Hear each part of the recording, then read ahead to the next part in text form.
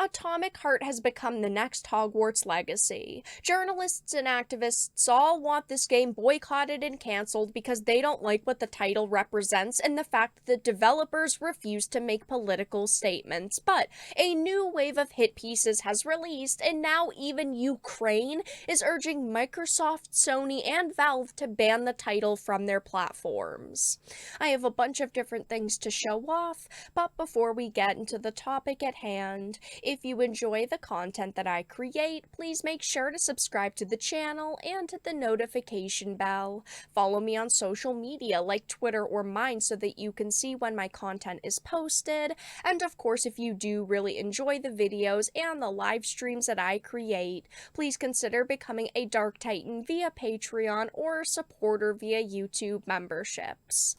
So, I thought that we would start out with the conversation, why do the journalists and activists hate this game so much? This is a Game Per article, the Atomic Heart Controversy and Boycott Explained. Now, of course, just like Hogwarts Legacy, this game is only being called controversial because there are a few specific people who are mad at it, who are saying it's offensive, it shouldn't be released, you guys should have canceled this, and platforms should ban it. I don't view it as a controversial game, but a couple of sensitive snowflakes out there do.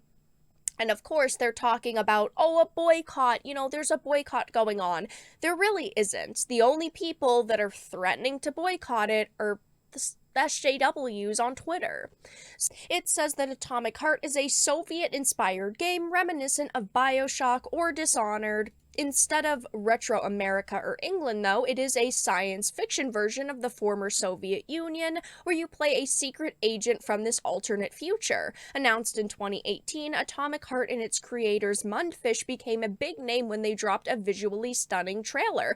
This, of course, is a game that I personally have been looking forward to. I had my worries about it, and I still do. I haven't played it yet. I will be streaming it over the weekend, trying to give it a chance, seeing what the game is all about, but it looks visually very good. It says, though, in 2022, Russia escalated its war on Ukraine under the guise of reunification of nations previously part of the Soviet Union. Since Russia began its aggressive assault, a lot of bad things have unfortunately happened. I'm not going to go through this whole entire article of them wrapping up everything that's been happening between Russia and Ukraine. You probably already know, but it of course goes on to say, because of the game's roots in Russia's history and the Soviet Union, Atomic Heart has become steeped in controversy over how the game represents Russian history. Now, it is important to point out that they have been working on this game for years. Since at least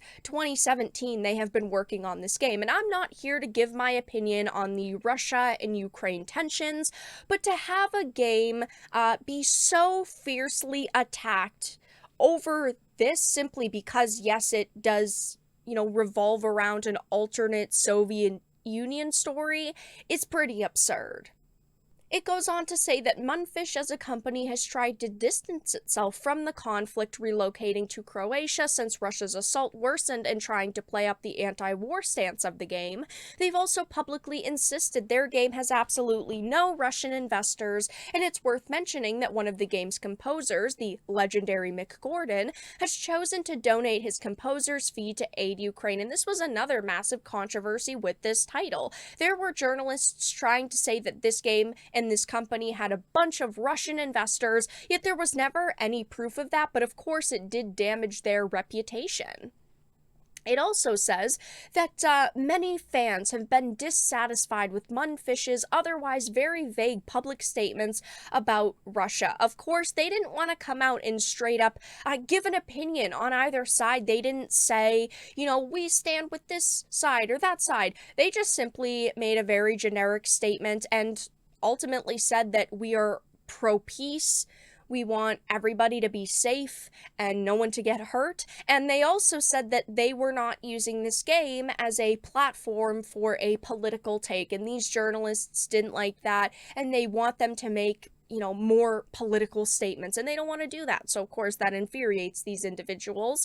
But now it's gotten worse because Ukraine is now asking for an Atomic Heart ban from Sony, Microsoft, and Valve. It says Ukraine wants Atomic Heart banned and will send an official request to Sony, Microsoft, and Valve to pull the game off of their storefronts.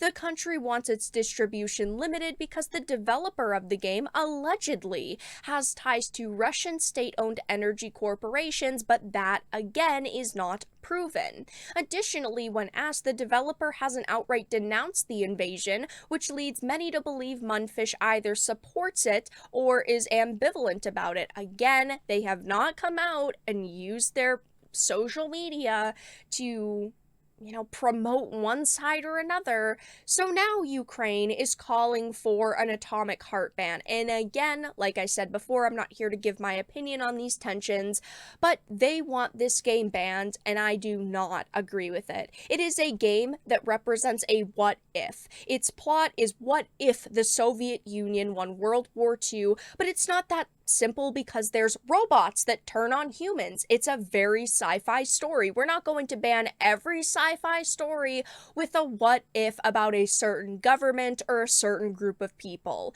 It's not meant to represent what the world would really be like today. It's like they don't even know how freedom of expression laws work in the United States and most of the world. And making this request, basically demanding that these companies ban the game, just isn't going to sit well with most people.